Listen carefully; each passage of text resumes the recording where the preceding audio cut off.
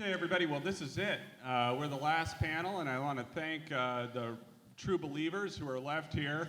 This is, in some ways, one of the most important panels, because here we have real experts who are going to tell us about, hate to say it, how you can actually get this off the ground. I copied that. And it's important because entrepreneurs tend to not be experts in venture capital and fundraising and things like that. They tend to be experts in the areas that they're interested in, whether it's drones, whether it's software, whatever it might be. And a lot of times they're unsophisticated about how to actually raise money, what they need to do. Many times they have to approach many potential sources of funding in incorrect ways before they realize how to do it the right way. And you see many great ideas go unfunded, and one of the main things that frustrates me is when you see many great ideas just stagnate in somebody's garage because the person was never introduced to somebody who could actually mentor him or her through the process towards actually achieving what seems unattainable to many people, which is having somebody who's not related to you actually invest money with you in your company and trust you to turn that money into hopefully more money. And so we're gonna start today, and we're gonna be a little different and interactive. First, I'm gonna open with just a few general questions to sort of set the scene for those of you who aren't already experts in venture capital or other types of fundraising. Talk about some things more specific. Some will be specific to drones, some not. And our panelists will just kind of weigh in as they see fit on the various topics. So first, I'd just like to invite each of them to talk a little bit about their organizations, what they do, what role they play within the aerospace and drone ecosystem here in the area. Okay, I'll go first. You always got to go first, don't you? Yeah, always. So my name is Van. I founded a startup accelerator called Starburst, and we're committed to helping incubate startups within the aerospace industry, specifically companies that are looking for help in navigating the big aerospace industry, which can often get confused with a drone company, which doesn't necessarily always try to succeed within big aerospace. So we're kind of operating in both worlds, and we've had some fantastic ideas be presented to us. And basically what we do is organize what you know as a Shark Tank on steroids. Instead of having 5 billionaires, you pitch your idea to about 50 to 60 leadership within government, the corporate aerospace industry, and leaders within the research community, whether it's in government or academia, as well as a lot of the investor community. And Amir and his group are actually considered a very valuable asset that we look to of people that really want to invest in improving the aerospace infrastructure. So by pitching your idea there, we help gauge whether the industry really sees some an interest in working with your idea and helping you scale your product into a big business. And we hold your hand during that process to make sure you go about it the right way, because in the end you are a startup and you need as much help as in making sure you don't burn through the cash in such short timescales, and that you're positioning your business appropriately with the right stakeholders. So I can laugh at you about saying, you always have to go first, because Van and his organization are actually exactly the opposite of that. So before I talk about us, one of the things we'll get to talk about tonight is doing what you love, and some of those platitudes, but we'll get to some of the meat behind it. And but Van definitely, he and his partner Francois definitely live the character of what their business is, which is a business of introductions and putting other people first. And they so naturally find who the right people are at some of the big aerospace firms and within the startup community, within the startup ecosystem, for a startup to have the best chance of succeeding. And I'm always astounded at how deep an understanding you guys have of the not only who the big companies are out there that buy technology in the aerospace realm, but also within the companies, what all the different departments are. And we were actually at an event 2 nights ago by the space satellite professional industry and Boeing and Northrop Grumman, and they all had this event together. And within 5 minutes of, I had already been there for half an hour, but within 5 minutes of Van coming in, one of the directors of business development from Boeing was there, and Van was just like breaking down what's the whole org structure and who does what and who do I connect to who. And so to have a partner like that on hand as a startup is super valuable, because one of the hardest things to do is to figure out who to talk to. And so when you've got them on your side, that's very helpful. And Van said that we're a good test for them to gauge whether a startup is viable, for us likewise. So Space Angels Network is a group that's been around for 7 or 8 years now. We have funded more than 25 space startups and some aerospace startups, including a little investment into Matt's company. And so I'm very excited to hear all the progress that you're making, not just from the investment front, but also because it's cool when you talk to literally hundreds of entrepreneurs, and you see the ones that have good momentum. It's like, I'm not a big golfer, but I imagine that, when you golf and you hit that hole in one, it keeps you going for the next 6 years. So that's what we do. We fund startups, and we have a very organized process of how we go about investing in them and evaluating them and all that. And so one of the biggest questions we always ask, and I always put it first and foremost, is, do you know who your customer is? And is your customer willing to pay enough for your product so that you have margin for yourself, and so you have margin left over after that also for your investors? What better way for me to know if a company who's going to sell into big aerospace, for example, is going to have buyers than to put them in front of Van, and for Van to put them in front of all those people at the technology groups to find out if there really is interest. And we can do that at a really, really early stage in the startup's life cycle, so they don't have to go through a lot of searching out their own direction. That's very helpful. Great. So why don't we start out with just kind of a general question, not specific to drone technology, but for those who haven't gone through the process of fundraising or thinking about it or reading about it. So one way to think about it is that there's 3 or 4 different sources of funding. There's kind of your friends and family, people you know, people who trust you and believe in you, even though they may not know anything about what you plan to do. There are angel investors, who are usually earlier stage investors, who may or may not be through like a super angel type fund or network that organizes their activities. So they may just be sophisticated, wealthy individuals. They may be organized. And then there are venture capital, typically a little bit later stage, larger amounts of money, professional money. I just wanted, either of you wanted to comment on it, just sort of, what are the pluses and minuses of approaching each one of these types of funding for an early stage investor, or early stage entrepreneur, somebody who might be sitting in this room with a little idea and not sure what the first step is. So, in my view,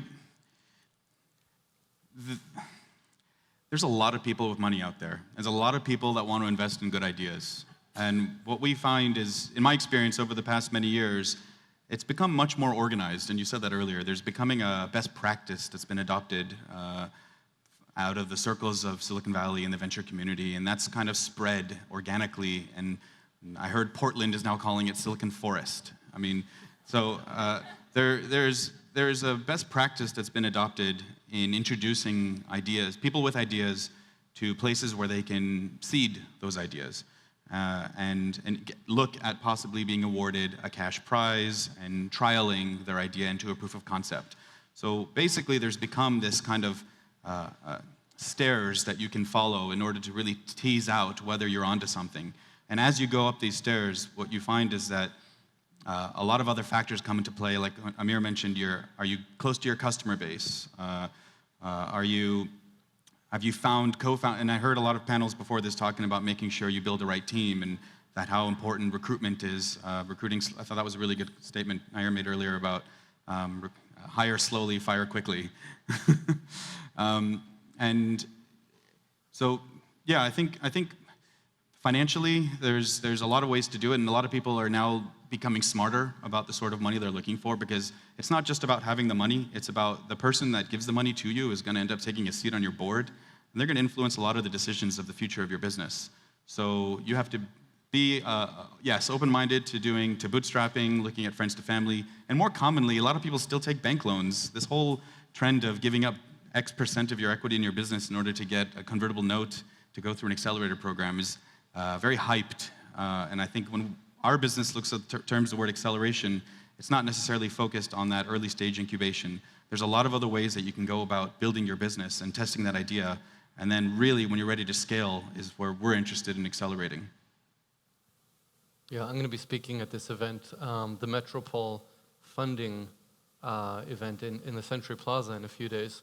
And there are going to be, I think, 60 speakers, each one representing different sources of capital. Yeah. Banks, insurance companies, venture capitalists, angel investors, family offices, and 100 other types of things that are being invented and reinvented every day. I really like in these types of talks for the rubber to hit the road on examples as much as possible. So if you don't mind, I'd like to ask, who out there is starting a company and just hear for literally for 10 seconds, kind of what your concept is, and just to take a quick example of what some funding sources might be for that particular example. So who's a brave soul? In this entire room of entrepreneurs, is not one entrepreneur looking for fundraising? Yes, Please. Yeah, Go ahead. Yeah, go ahead. Anything.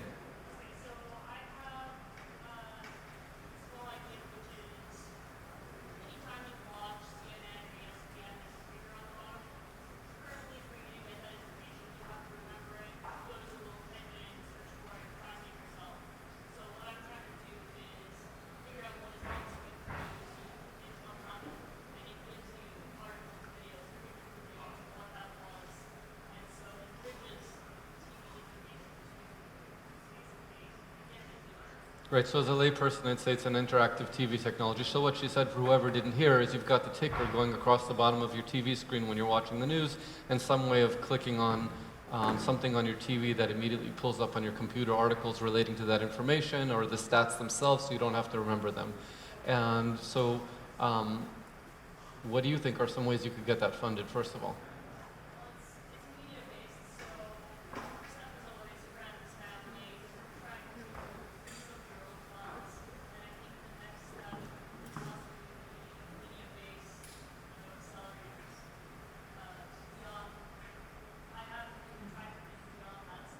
So you're saying because it's media-based, well, unrelated to the fact that it's media-based, first you can start with friends, families, and fools, and then you can go on to perhaps a media-oriented investment house, right?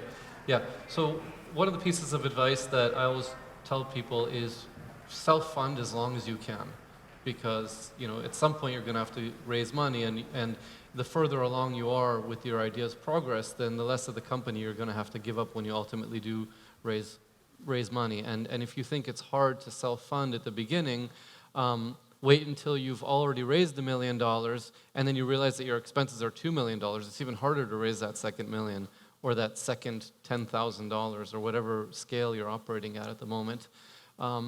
So at the very conceptual phase that you are, I would say definitely self-fund for as long as you can, and try not to give up equity to that programmer, or try not to give up equity to that business consultant who claims to know the business better than you do. You really should know your own business better than anybody else, at least in the first year or so, and make sure that you understand the community and in terms of the competitors and the customers and everything else relating to the business. Then you talked about going to some media-specific investors. That's a good idea. Yeah, you're most likely to get money from people who are used to investing in what you're doing. The additional advantage there is they're going to tell you what you're doing right or wrong because they know the space better than you do, probably. And then probably only later on you would want to talk to more general funding sources. There's advantages and disadvantages, what you said, to bank financing. Nowadays you have to give personal guarantees ever since the prime lending debacle. But if you can demonstrate that you have customers and you can get invoices in advance and LOIs in advance, you can sometimes do invoice financing based on that. But your technology really has to be better developed at that point, or you got to be a really good salesperson to get those LOIs before you actually have product. And some people can do that. I would understand the technology, find out who's pioneering digital interaction with TV and media, probably based in New York or LA, because that's where the economic engine is, that's where the customer base is, that's where the interactions are happening. And then you start to identify the leadership in those organizations that really wants to drive that sort of innovation in their own culture. Once you start to better acquaint yourself, going to different events and learning who those individuals are, you learn about some of the pains that they've been through. So I get inspired when people want to start their own business. I've spent 15 years not being an entrepreneur. I grew up in Southern California and I moved away 15 years ago because of the pains of people, having seen people looking to be entrepreneurs, and I pursued a career in government and big corporate and public-private partnerships. So only now have I decided to go down this road over the past couple of years because I've become much more familiar with the industry that I'm passionate about. If you're truly passionate about media and you feel there's a compelling case to address an issue that you think you can go after, then get closer to the people and the experts that get it, and get closer to the customer base and the user base, understand the ecosystem, and then once you're better acquainted with that, you can really gauge whether or not you want to get the investors involved and start this business yourself. So you talked about not going down the entrepreneurial path, and I want to come from the other side for a second as somebody who went down the ultra crazy entrepreneurial path. And so I went to business school at UCLA, and I thought I wanted to do entertainment when I went in as a producer, then entertainment finance. Then I really kind of got struck by the real estate bug because it was 2003. And I decided I needed to learn a little bit. So I wrote a book on it in school, which UCLA actually used in their classes afterwards, and little book. And then I got a job at AIG. And I competed so hard for that job, like crazy hard, against 12 of my own classmates and a bunch of folks from USC, and I got the job. And it lasted, I think, 6 hours. And I remember I called my dad and I called my parents and I said, I can't be an Excel jockey. I mean, they wanted me to just sit there and underwrite this portfolio of $250 million line by line, and so I pushed through like 3 weeks and I quit. And I quit nicely. I told them who was the next runner-up, and I went through a 2-week kind of handover process to teach them everything I'd learned in 3 weeks. And I went off to Thailand and developed real estate myself for a while. And then came back to the States and was in serial entrepreneurship and joined 3 small companies when there were 15 people as chief operating officer, as operations director, helped each of those 3 grow to about 300 employees, took all of them either through IPO or public or acquisition, and this whole time, my operational training was as an instructor in the Air Force. I've always wanted to go back to aerospace, so started volunteering with this pseudo investment group, Space Angels, then acquired it with a friend of mine and turned it into a real business. And here's why I'm telling you this whole story, is what I learned the most out of all of these experiences was how to get out of my own way. And so many of the entrepreneurs that come to us, it's like they're so bogged down on one particular point that is so irrelevant to what they're trying to do, and I think that's where good mentorship is necessary. I've got people that come to us that are stuck on how do I protect my IP, or what are some of the other common hurdles? I think the fact of the matter is if you're curious, there are a lot of ways to go out and screw up, whether you do it starting your own business and learning that way, or whether you join a big company and learn it that way. And the point of the matter is you shouldn't dismiss your curiosity. And I think you should truly find a way to feed that curiosity somehow. Well, So let me be specific on a couple of the points here relating how to get out of your own way, because I really want to impart some value here. Entrepreneurs who come to us who are super stuck on the question of what type of entity to start, a C Corp, S Corp, LLC. You don't have a customer yet. Don't worry about what corporation you're getting. You don't have an investor yet. Don't spend months and months of research on something and getting a half degree in business law when you don't have a business yet, right? Most people forget that Elon Musk didn't actually first initially invest in SpaceX. He actually had to go to Peter Thiel to do it, and He had to walk into Founders Fund office and slap the contract with NASA on the table before they actually started to even think about funding it. Yeah. So he knew his critical path. That's the whole point. I need a customer. I need to know what I'm going to be doing. Everything else follows that. So, I mean, that's such an important lesson is just remember the critical path.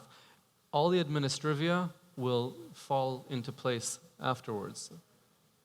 Well, speaking of something that you might get hung up on that might prevent you from moving forward, relating to drones specifically, is probably people out here, other people around the country, have lots of ideas of things they might be able to do with drones, but they come to a conference like this, or they read up on the internet, and they find they cannot ascertain whether what they propose to do would be legal or not, right? And how do you, when you know, because there's so little regulation, so little clarity about what you actually can and can't do, where the regulation is going, how do you as an investor, prospective investor, respond to that uncertainty? And then how much does the prospective entrepreneur need to actually, how much do they need to know about the regulatory environment for you to be persuaded that this is an investment worth making? Because that might be one of the ones you get hung up on, unlike the C Corp, S Corp, LLC thing, right, that actually might put a pretty big serious dent in the value, if not totally destroy it, depending on what the regulatory outcome is. So how do you evaluate that in a space like this where, if you were investing in Uber when it first started up or something like that, you say, don't you need like a license or something to drive a taxi? Kind of same deal here, when it's very easy for the source of funding to say, don't you need to be a commercial operator to do that? How do you respond to that uncertainty? I think everyone knows the old saying that if you're not doing it right, if you're not getting sued, you're not doing it right. So Uber today, everyone still thinks of as a car business. I tend to think of as a regulatory business. I think for me, their mission is very much a workforce of public policy experts that can go into these different cities and get them to change their laws. And that's what the business is about. And if you can think more holistically in using drone technology, not just for something very binary, but how can that utility of airspace observation of sorts, or other means of getting supply from one place to another, address a bigger picture. And I think that's where we start to get a lot more interested, and so I think the pitch before with Flirty was a really good example of thinking big picture. Whereas some people are just pitching me ideas of, I think today I had an email from someone who wanted to fly a drone around with advertisements around buildings and stuff, and I'm thinking, I don't really see the business case behind that. I mean, maybe that's got some fantastic business revenue opportunity, but going back to another company, whereas another company that pitched me is looking at flying the largest drone ever made to disrupt maritime shipping. And for me, if you speak to the FAA, a lot of people think there's maritime law, there's sovereign boundaries across 12 nautical miles off the coast. If he flies below a certain altitude, does that allow him protection away from integrated airspace regulation? These are all the things he has to think about when he wants to launch his business, but he's not letting him stop him from trying to take his product out there to disrupt a much bigger market. And once he starts to demonstrate the compelling case and the value behind that, you'll start to win over a lot of the policymakers that will get on board. And unfortunately, you're right. There's a lot of people that just don't understand some of the intricacies. If you actually look at, I have to explain to him, because I worked in air traffic services for so many years, that what we see as the political boundaries is not reflective of airspace boundaries. Technically, New Zealand and the United States are touching borders when it comes to airspace control. And as far as the FAA is concerned, even over the sea, they have control and regulatory oversight as far down as the 1 inch off the ground, or the surface of the sea. So there's a lot of ways to come up with excuses to stop yourself from doing it, but that's only gonna, that should not be, I don't think you should let that stop you from trying to develop a fantastic business. I would just paraphrase what you're saying. Concentrate on the business case, and then go talk to Greg. And and look at Matt. I mean, look at what Matt did. And he's operating in multiple regulatory environments in different countries. And the reason he's able to do that is because he's figuring out where the need is. Whether it's delivering medications to veterans, and it's in Washington, right, or Maryland, or in in Virginia, or whether it's delivering McDonald's in Australia or New Zealand. In New Zealand. Sorry, I don't have all my facts straight, but but in each of those situations, he identified where there's a need or an interest, and then he goes and figures out how to do it. So that should be the sequence. Most people forget in the early 20th century, when the handheld camera was first invented, there was this big panic among the public that anyone could just walk onto the beach and take a photo of me in my swimsuit. And look how far we've come. I mean, so... I didn't know you were that old. I try to think about disruptive regulation as far back as it goes. That's the geek in me. Yeah. I know nobody would want to take a picture of me in a swimsuit, so I don't worry about that. So then, kind of following up on that, what about the person who's hung up on a business plan because somebody told them they need to have a 50-page business plan with risk factors and all these things? What do you tell to an early stage entrepreneur? So they're not approaching mom and dad, but they're approaching an angel, somebody who's somewhat sophisticated, perhaps even a seed stage fund or something like that. Are these people wasting their time by creating documents, or are they going to be able to get funding on a 15-slide PowerPoint with, of course, supporting backup information in this area? Well, it depends where you are in the fundraising process. And you just heard me talk about this. It's there's a couple phases of fundraising with any investor. There's the introductory phase, there's the light due diligence, and then there's the deep due diligence towards investment. And in that first phase, really what you just need to get across is your business case, and that can be done really with a 30-second elevator pitch and no deck or anything. It's just enough to get interest and get the person your contact information. The next stage, which is the light due diligence, you need to show that you understand your own business fairly well. And I always tell people there's those 6 areas that are, do you remember them? Is it 5 or 6? The market? Market. So there's the 2, which is customer. I was going to say market. Oh, sorry, team, market, idea. Team, market. That's a good one. Yeah. So, the 6 areas that I tell people to break down their thoughts into is, first of all, the team. And people spoke about that tonight. Make sure you've got the right team. Make sure your product is serving a real need. The third is competition. So know who's out there and know them personally, and go and meet your competition. People they don't talk to their competition because they're afraid some bad thing's going to happen.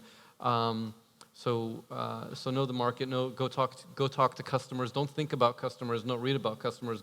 Go talk to customers and be able to say what happened in those conversations. Which is another reason why Van's organization is such a great pathway to go, because you're talking to customers. Have a solid operating plan. So know how your R&D is going to work. Know what your gross margins are going to be. Know what your unit economics are. Have good financials in place. So have solid assumptions in place. Make sure that your financial story is crisp. Is that 5 or 6? I don't remember if it's 5 or 6. But anyways, if you've got a good grasp on those basic areas, then you've got a 15-slide deck right there. And then when you go into deep due diligence, really what you need to provide is underlying evidence for everything that you've just said.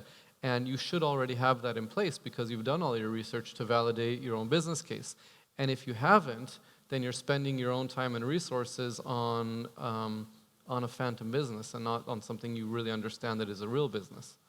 But you don't need to write a 50-page business plan by any means. It's a very, very time-consuming and sometimes not necessary thing to do. You need to know the business, but you don't necessarily need a polished and pretty plan by any means.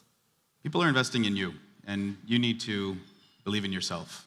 I'm a big believer of strengthening your strengths and knowing what you're good at and sticking to that. If you have a good idea, I had a guy pitch me an idea.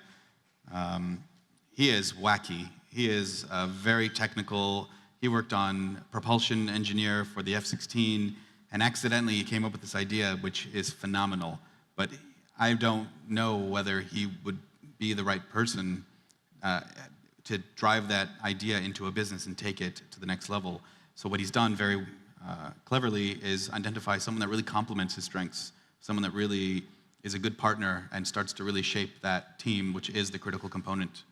So let me tell you about the junk and the target, okay? So my high school English teacher was a total hippie. He used to always tell us, let yourself write junk, because if you don't start with junk, you won't get to the good stuff, right? If you try to write a polished essay from the very beginning, it's very frustrating and not useful and doesn't let your thought flow.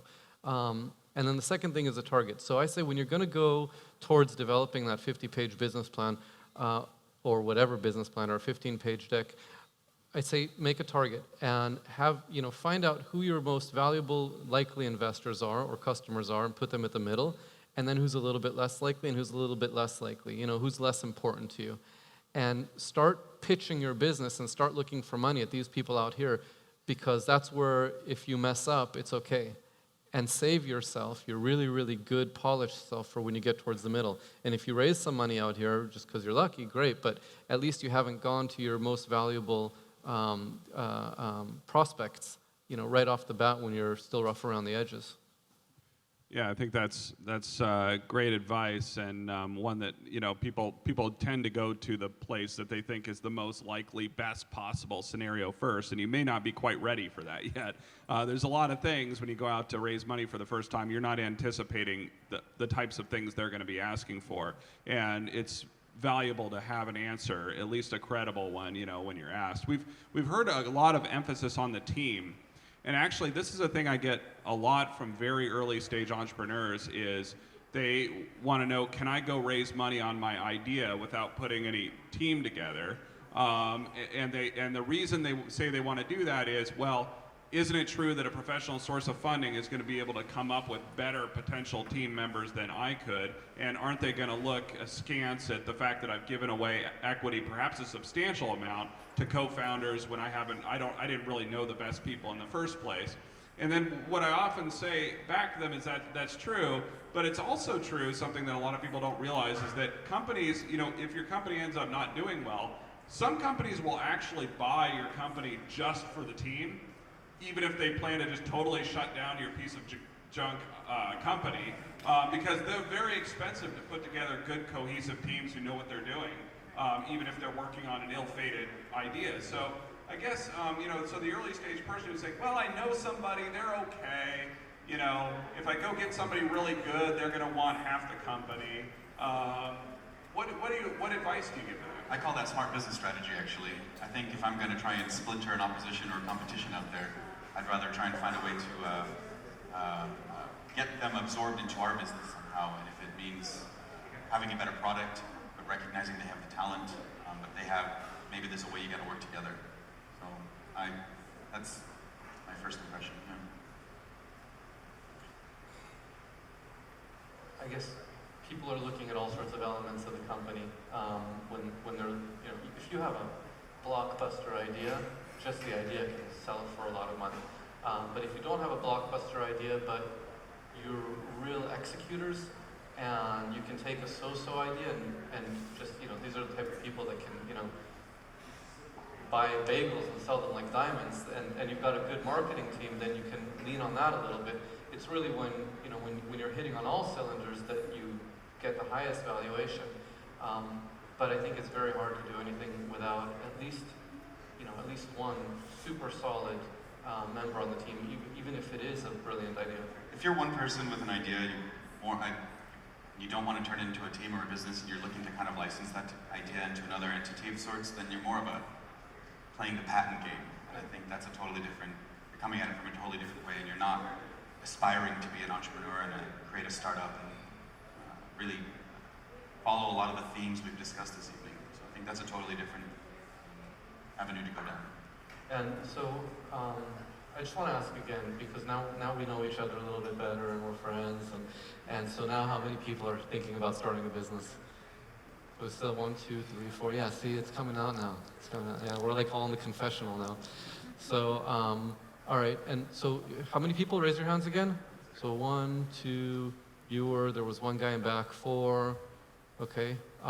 Anybody want to do like a 30-second pitch of their business just to see how their pitch goes, and maybe we can. Yeah, you want to do it? You're nodding.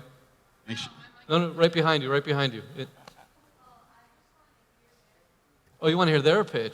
You don't have an idea? Okay. Do you want pictures? Yeah, go for it. I mean, do you think you have like a Just make sure you have 30-second thick strong skin. pitch? This is your chance. There's a microphone right here.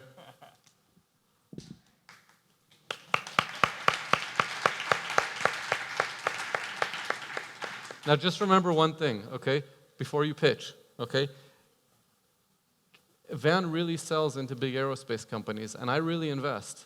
So this is the real deal, but no pressure. Well, you guys kind of put me on the spot. I actually just wanted to make a comment. Oh. You guys kind of put me on the spot. I kind of just wanted to make a comment on, I'm really in love with the idea of taking a company from the ground stage and expanding it into something that's, you know, that basically you can take a passion and actually develop a real business concept that people will actually appreciate eventually one day. So where I'm at right now is I'm taking in information. I've worked as a senior developer for a lot of different companies that have been startups, and I'm starting to understand really what it takes to take a startup from the ground level and bring it into something, bring it into fruition. And my question is, as someone that eventually does want to take a lot of the ideas that I do have and develop a business concept, but right now I'm basically trying to observe how other companies are doing, what they're doing to develop themselves, and see how I can apply that to my own concepts in the future. So what are some of the things that I should really be paying attention to right now, so that when I am ready to launch my own product, that I can have a better chance of success? Well, you're never ready. No, nobody's ready to start a new business. It's a learning process in itself. I would talk with people like us and ask, maybe we can connect you with other companies that are in need of the types of ideas that you have. So they might, like you were saying, they might want to do an acqui-hire, right? They might want to hire you so you can develop your business within their business. That's one way to do it. We might have ideas, you know, if you say, okay, I've got these 5 ideas and I don't know exactly which one to start, we can tell you, well, we see different likelihood of success for these different businesses for different reasons. Or, hey, we see some skills that you have, forget those 5 ideas. Here's another idea that we heard of that nobody's developing that you might want to put energy into. Or, like, every time I hear senior developers right now, my brain immediately goes to start a satellite data-based company. But that's my own bias, and we could talk about that later. Do you agree with that? Yeah, life is a process of elimination. You know, what interests you? Find the people that have done it and do it in half the time they did it. You can do it, cross it 3 ways. What capabilities are you interested in? What industries are you interested in? And what region of the world are you interested in doing that in? And once you start to kind of cross those together, you start to think about where you want to be and and there's enough forums to go and demonstrate and practice doing that product development and really trying to build something, or being part of a team that wants you to help them build something. And that's when you start to gauge whether it's a good fit for something you're interested in, and eliminate that and move on to the next. How would you know if you have a good idea, not just an impulsive idea? Try to sell it. Go to people and try to sell it. And not to investors, but to people who would actually use the product. And where you see the most excitement is a good sign. So I think we're running out of time, a little bit of time. I think the advice you're getting is stop getting ready. You know, go and give it a shot. It is a small community, so if you make a total fool out of yourself, that can be remembered. But remember that these sources of funding are in the business of rejecting people. I mean, it's not, I don't know what the percentage is. It probably varies from fund to fund and source to source, but they're not, it's not like they fund 90% of the things that come through the door. It's probably more like 1% or something like that. Can I add something to what he was asking, though? It really kind of got my attention. When you think you have a good idea, don't bottle it in and wait till the right time, okay? You need to get it out there. You really need to, because there's going to be 10 more people that have that idea, okay? I promise you that. And they're sitting somewhere else, like in India and Singapore and places you never imagined. And they're people, we're not looking to invest in the people with the ideas.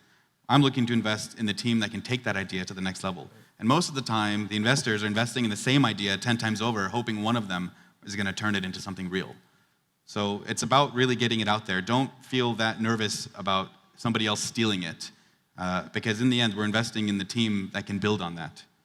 Yeah, Peter Diamandis has said over the years in a bunch of his talks that if you have a good idea, well, the whole world is going through similar developments at similar times, more or less. And if you have a good idea, it's probably being developed in parallel in 3 or 4 other places in the world, like Van said.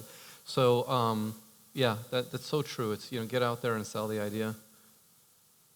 Sorry, didn't mean to interrupt you, Rob. And it sounds like you're moving towards wrapping, but I just want to make sure that we give a couple of references to people. So get out your pens, and there are a lot of good question and answer type opportunities. I know with me personally, and with my partner Chad Anderson.